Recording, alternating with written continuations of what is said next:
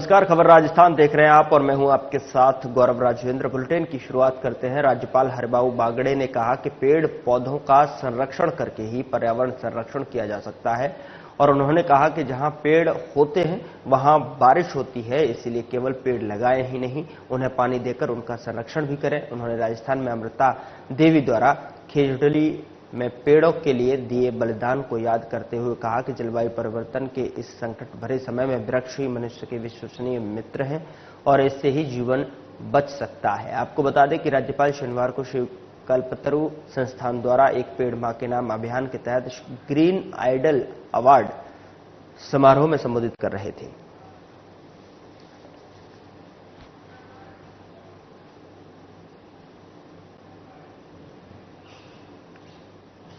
उधर मुख्यमंत्री भजनलाल शर्मा ने राजस्थान ग्लोबल इन्वेस्टमेंट समिट के ऐतिहासिक आयोजन को खास बनाने के लिए 10 दिनों तक प्रत्येक दिन एक नए संकल्प लेने की पहल की है और इसी कड़ी में मुख्यमंत्री ने शनिवार को तीसरा संकल्प लेते हुए कहा कि राइजिंग राजस्थान समिट में स्वस्थ राजस्थान का संदेश देते हुए मिलेट फूड्स यानी कि मोटा अनाज को बढ़ावा दिया जाएगा। और मुख्यमंत्री ने कहा कि राइजिंग राजस्थान समिट का उद्देश्य वैश्विक स्तर पर प्रदेश को निवेश में अग्रणी बनाने के साथ ही प्रदेश की कला और संस्कृति को नई पहचान दिलाना है। उन्होंने कहा कि राजस्थान मोटे अनाज के उत्पादन के क्षेत्र में अग्रणी राज्य है। ये स्वास्थ्य के लिहाज से गुणकारी भी होता है।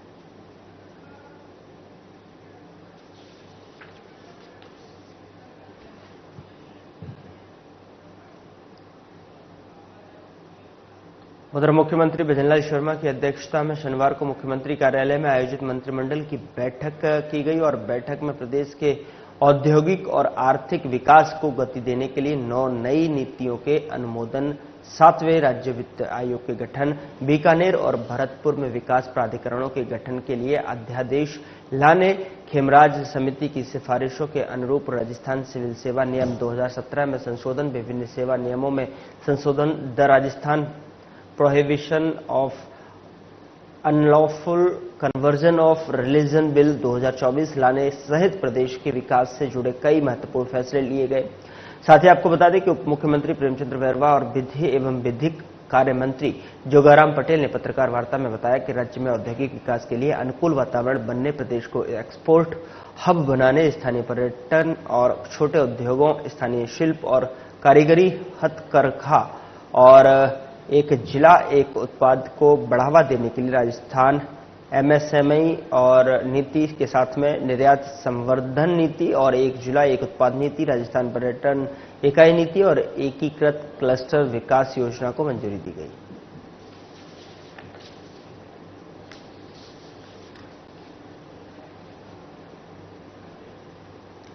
तो औद्योगिक और आर्थिक विकास को रफ्तार देने के लिए यहां पर बैठक में 9 नीतियों को मंजूरी मिली है।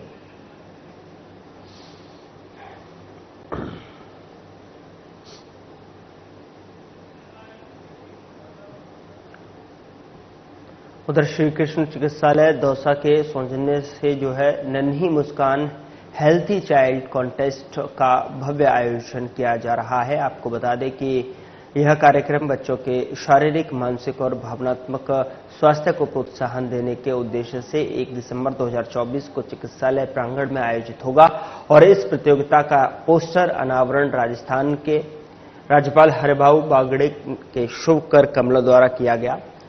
साथ ही आपको बता दें कि राज्यपाल बागड़े ने बच्चों के स्वास्थ्य जीवन को लेकर जो है आवश्यकता पर प्रकाश डाला और इस प्रकार की पहलों को समय की आवश्यकता बताया। उन्होंने श्री कृष्ण चिकित्सालय की इस अनुकरणीय पहल की प्रशंसा करते हुए इसे समाज के लिए एक आदर्श कदम बताया है। उन्होंने कहा कि बालकों का स्वास्थ्य राष्ट्र के उज्जवल भविष्य की नींव है और इस प्रकार की प्रतियोगिताएं जागरूकता फैलाने में अहम भूमिका निभाती हैं।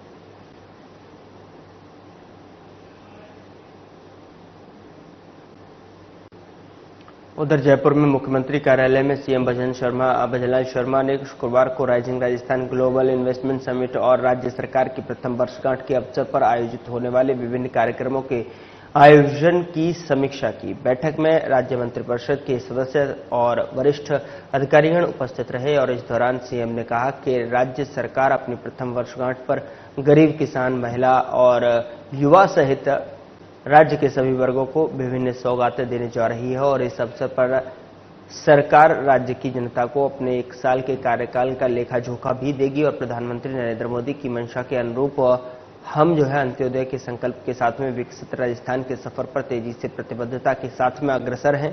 हमने संकल्प पत्र के लगभग 50% वादे को कार्यकाल के पहले साल में ही पूरा कर लिया है। वहीं उन्होंने कहा कि आगामी 9 से 11 दिसंबर तक आयोजित होने वाली rising Rajasthan global investment summit राज्य में विभिन्न क्षेत्रों में मौजूद अपार संभावनाओं को धरातल पर उतारने में महत्वपूर्ण कड़ी साबित होगी। आपको बता दें कि इससे राज्य में निवेश बढ़ेगा और युवाओं को व्यापक स्तर पर रोजगार उपलब्ध होंगे।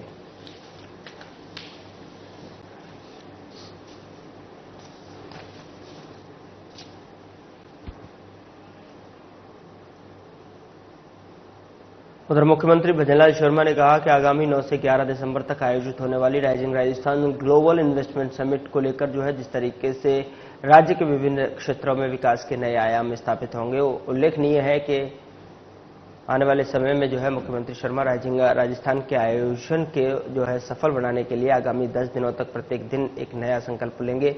वहीं सीएम शर्मा ने दूसरा संकल्प लेते हुए कहा कि राइजिंग राजस्थान समिट में हमारे परंपरागत हस्तशिल्प दुनिया को हमारी समृद्ध संस्कृति का परिचय देंगे और प्रदेश को गौरवशाली संस्कृति को प्रदर्शित करेंगे। वहीं उन्होंने कहा कि राज्य की प्रसिद्ध थेवा कला, मीनाकारी, ब्लू पॉटरी और बंधेज सहित विभिन्न हस्तशिल्प देश दुनिया के विशेष पहचान रखती हैं और राज्य सरकार और राज्य के हस्तशिल्प कारीगरों को आर्थिक रूप से समृद्ध बनाने और हस्तशिल्प कला को बढ़ावा देने के लिए कई योजनाएं संचालित कर रही है।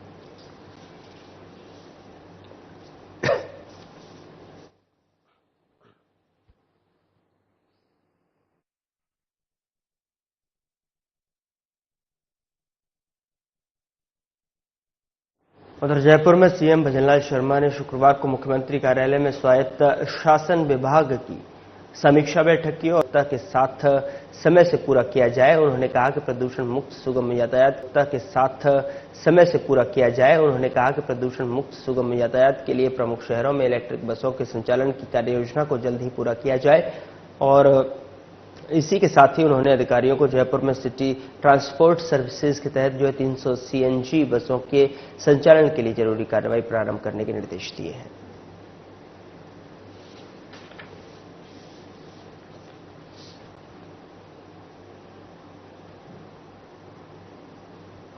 केंद्रीय विधि और न्याय मंत्री अर्जुन राम मेघवाल ने कहा कि हमारे संविधान में हमें स्वतंत्रता और समानता का अधिकार दिया है, जिसकी बदौलत आज हमारा लोकतंत्र मजबूती से आगे बढ़ रहा है।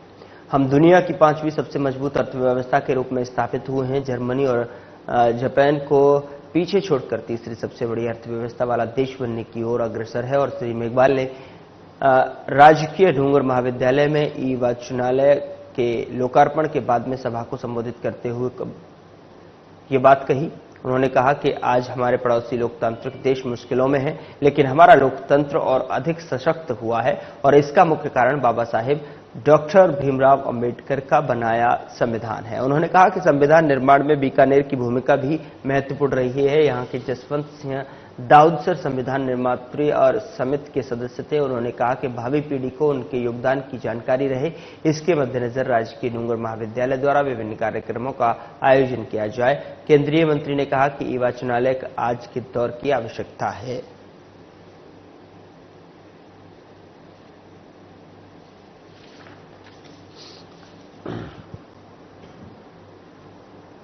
उधर भारतीय जनता पार्टी प्रदेश कार्यालय में जयपुर देहात दक्षिण संगठन पर्व 2024 की द्वितीय कार्यशाला जिला अध्यक्ष राजेश गुर्जर अध्यक्षता में संपन्न हुई है। इसमें पार्टी की आगामी बूथ अध्यक्ष और मंडल अध्यक्ष, जिला अध्यक्ष के चुनाव को लेकर विस्तार से चर्चा की गई और इस अवसर पर भाजपा प्रदेश चुनाव प्रभारी नारायण पंचारिया ने कार्यशाला को संबोधित करते हुए कार्यक्रमों के से कार्यकर्ताओं से आह्वान किया है और पार्टी के बूथ मंडल अध्यक्ष, जिला अध्यक्ष को चुनावों को निर्धारित समय से अनुसार पूरा कराना है। और जिला अध्यक्ष राजेश गुर्जर ने कार्यशाला की प्रस्तावना रखते हुए उपस्थित पार्टी के कार्यकर्ताओं को संबोधित करते हुए कहा कि चुनाव ईमानदारी से कराना है। इस चुनाव में किसी भी प्रकार के दबाव प्रभाव में नहीं आकर पार्टी के प्रति ईमानदारी और निष्ठा से कार्य करने वाले कार्यकर्ता को ही बूथ और मंडल अध्यक्ष का चुनाव सर्वसम्मति से बनाने का आह्वान किया है।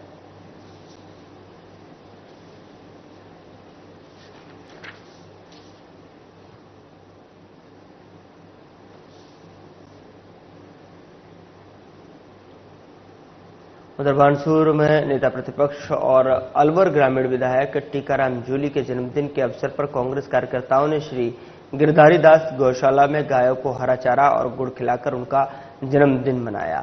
वहीं मंडल अध्यक्ष सुरेश सैनी और रजनीश पुरोहित व सावंत चनेजा अधिवक्ता प्रदीप यादव कांग्रेस पार्टी के कार्यकर्ताओं ने कस्बे की श्री गिरधारी दास गौशाला में पहुंचकर गौमाता को अपने हाथों से चारा और गुड़ खिलाकर जन्मदिन मनाया और इस दौरान सैकड़ों की संख्या में कांग्रेस कार्यकर्ताओं ने गौशाला में सेवा कार्य कर उनके अच्छे स्वास्थ्य और दीर्घायु की कामना की।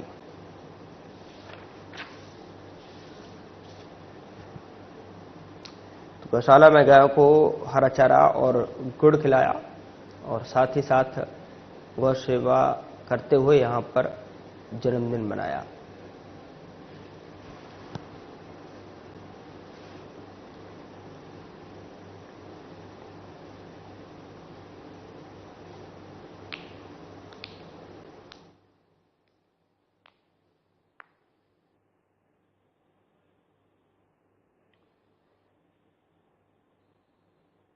यहां रुक रहे एक छोटे से ब्रेक लिए, ब्रेक के उस पार खबरों का सिलसिला लगातार जारी है।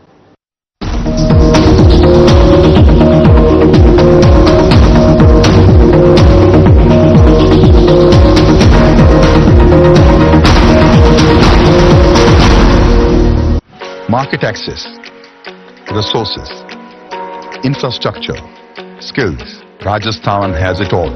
With the vision of PM Narendra Modi and CM Bhajanlal Sharma, explore endless opportunities at the Rising Rajasthan Global Investment Summit. Register today.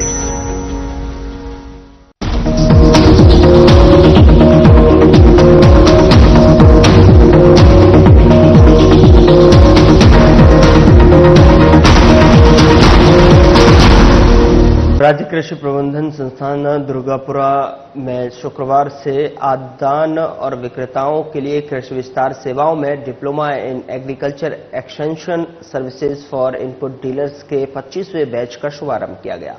निदेशक श्याम दुर्गापुरा ईश्वरलाल यादव ने बताया कि इस कोर्स से प्रतिभागी कृषि के विभिन्न नवीन तकनीक सीखकर व्यवसाय के दौरान किसानों को उन्नत कृषि आदान उपलब्ध कराने के साथ साथ नवीन तकनीकी प्रदान करने में कृषि और उद्यान विभाग के पैरा प्रसार कार्यकर्ता के रूप में अपनी भूमिका निभाएंगे।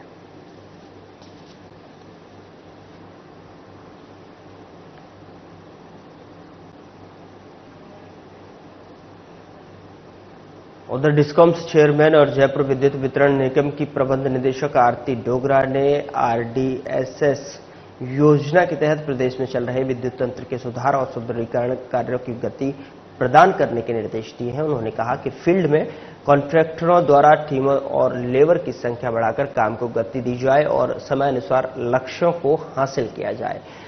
डोगरा जयपुर डिस्कॉम्स के विभिन्न जिलों में चल रहे आरडीएसएस कार्यों की प्रगति की और शनिवार को विद्युत भवन में वीडियो कॉन्फ्रेंस के माध्यम से समीक्षा कर रही थी और उन्होंने निर्देश दिए कि जिन जिलों में कार्य की प्रगति लक्ष्य के अनुरूप नहीं है वहां काम कर रही कॉन्ट्रैक्टर कंपनी को नोटिस दिया जाए। बार बार चेतावनी देने के बावजूद भी प्रगति नहीं दर्शाने वाले संवेदक फर्मों को ब्लैकलिस्ट करने की कार्रवाई करें।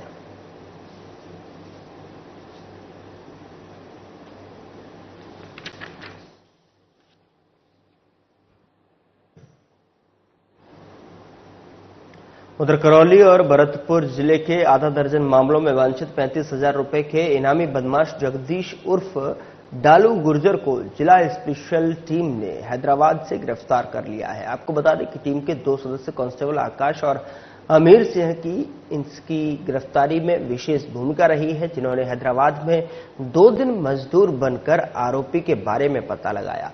एसपी ब्रजेश ज्योति उपाध्याय ने बताया कि आरोपी के विरुद्ध भरतपुर और करौली जिले में फायरिंग कर हत्या का प्रयास डकैती, लूट और अपहरण के करीब आधा दर्जन मामले दर्ज हैं और इन सभी मामलों में आरोपी फरार चल रहा था।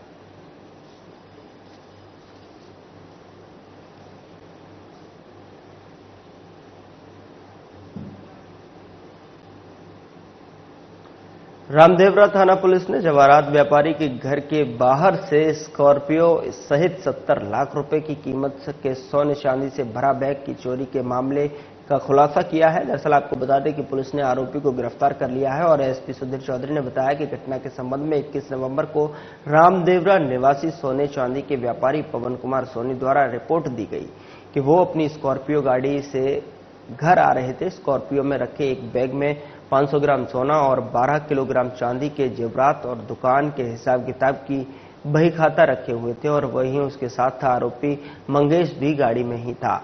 गाड़ी को अंदर करने के बहाने मंगेश स्कॉर्पियो से जेवर चुराकर भाग गया और फिलहाल पुलिस आरोपी को गिरफ्तार कर आगे की कार्रवाई में जुटी हुई है।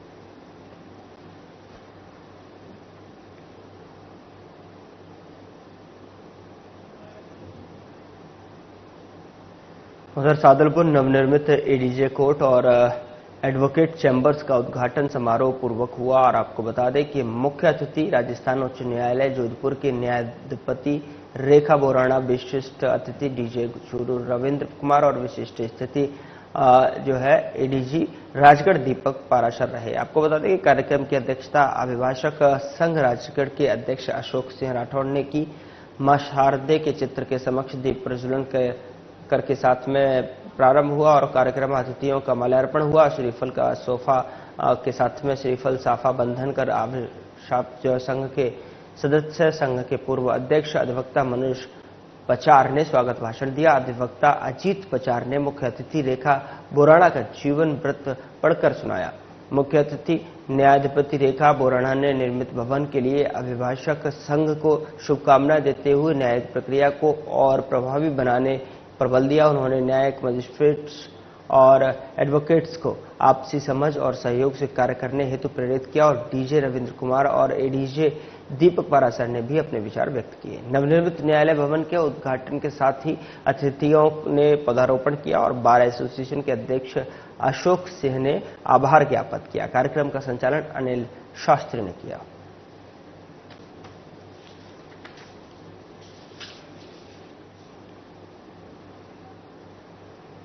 उधर प्रदेश भर से आए सरपंच संघ के पदाधिकारी ने शनिवार को ग्रामीण विकास मंत्री करोड़ी लाल मीणा से जिस तरीके से जयपुर में मुलाकात कर उन्हें ज्ञापन सौंपा। ज्ञापन में मांग की कि वन स्टेट वन इलेक्शन का जो निर्णय सरकार द्वारा लिया गया है उसे अगर सरकार लागू करती है तो पंचायत राज के जनप्रतिनिधियों और सरपंचों का चुनाव आगे खिसकने की संभावना है। ऐसी स्थिति में सरकार पंचायत और अन्य संस्थाओं में प्रशासक न लगाकर जो है पंचायत राज के जनप्रतिनिधियों एवं सरपंचों को ही कार्यभार दे और सरकार ने विगत 2 वर्षों से स्टेट फाइनेंस का और नरेगा की राशि पंचायत को नहीं दिए उसे भी शीघ्र जारी किए जाए और इस मांगों को लेकर पूरा करने के लिए डॉक्टर किरोड़ी लाल मीणा ने आश्वासन दिया कि वह स्वयं इन मांगों को पूरा कराने के लिए मुख्यमंत्री से वार्ता करेंगे।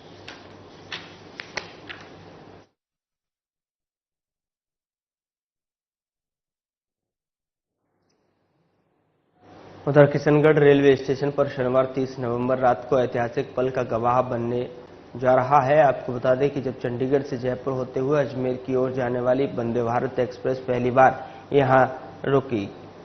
केंद्रीय कृषि एवं किसान कल्याण राज्य मंत्री और स्थानीय अजमेर सांसद भागीरथ चौधरी इस मौके पर रेलवे अधिकारियों, स्थानीय जनप्रतिनिधियों और कार्यकर्ताओं के साथ में किशनगढ़ रेलवे स्टेशन पर ट्रेन का स्वागत करेंगे और साथ ही आपको बता दें कि ट्रेन के ठहराव के दौरान स्टाफ का मुंह मीठा करवाने के बाद वापस हरी झंडी दिखाकर रवाना करेंगे। यह ट्रेन अजमेर से चंडीगढ़ की ओर चलने पर जो है सुबह 6:30 पर चंडीगढ़ से और अजमेर आते समय जो है 11 बजे किशनगढ़ रेलवे स्टेशन पर स्टॉपेज होगा।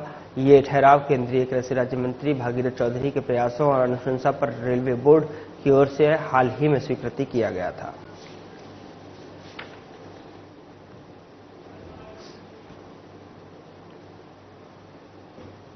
उधर राजस्थान के नेता प्रतिपक्ष टीकाराम जूली का आज 44वां जन्मदिन है। बता दें कि इस अवसर पर सांसद, विधायक और कांग्रेस पार्टी के कार्यकर्ताओं सहित जो है प्रदेश के आमजनों ने जूली को जन्मदिन की बधाई दी और इस दौरान सभी ने जूली को लंबी आयु की कामना की और स्वस्थ जीवन की शुभकामनाएं दी।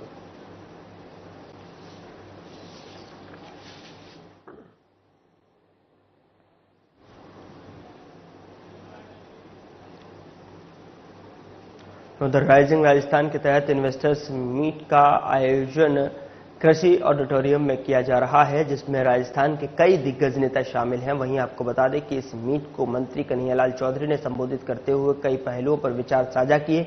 उन्होंने कहा कि भारत जल्द विश्व की नंबर 1 ताकत बनेगा। हमारी सरकार इन्वेस्टर्स के सामने आने वाली तमाम बाधाओं को दूर करने का काम कर रही है। उन्होंने कहा कि राजस्थान में जो पानी की कमी है, इसे जल्द ही दूर करने के लिए जो है ERCP लेकर सरकार आ रही है, लेकिन कांग्रेस ने उसको अटकाए रखा है। लेकिन अब वर्तमान सरकार इस पर जो है कार्य कर रही है। उन्होंने कहा कि राजस्थान में जितनी भी इंडस्ट्रीज लगेंगी, हम उन्हें पर्याप्त पानी उपलब्ध करवाएंगे। 15 दिसंबर को देश के प्रधानमंत्री नरेंद्र मोदी ERCP का शिलान्यास करेंगे, जिसके तहत पानी की कमी को दूर किया जाएगा।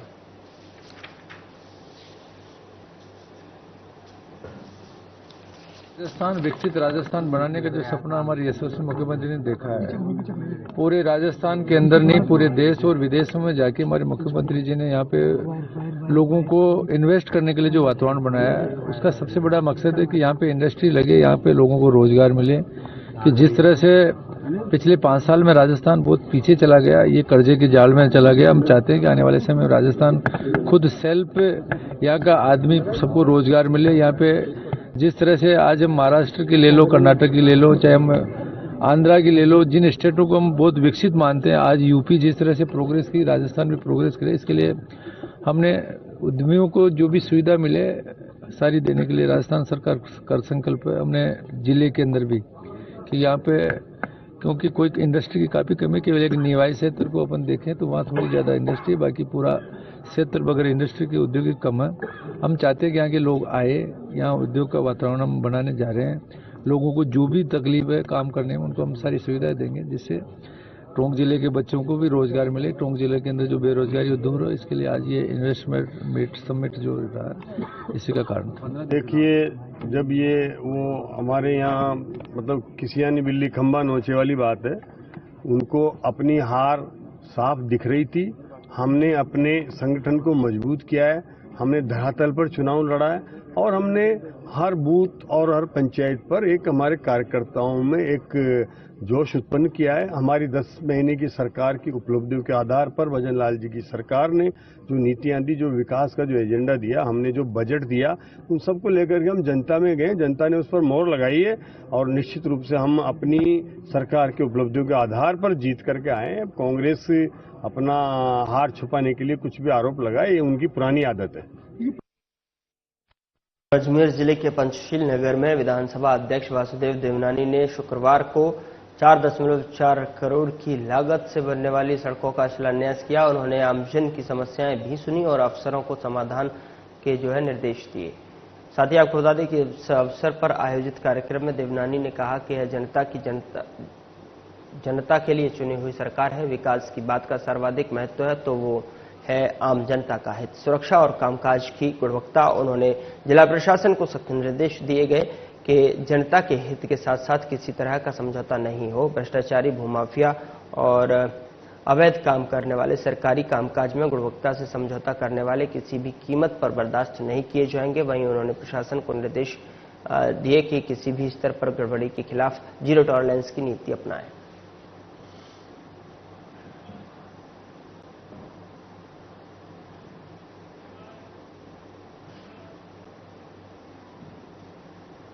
फिलहाल बुलेटिन में इतना ही। नमस्कार।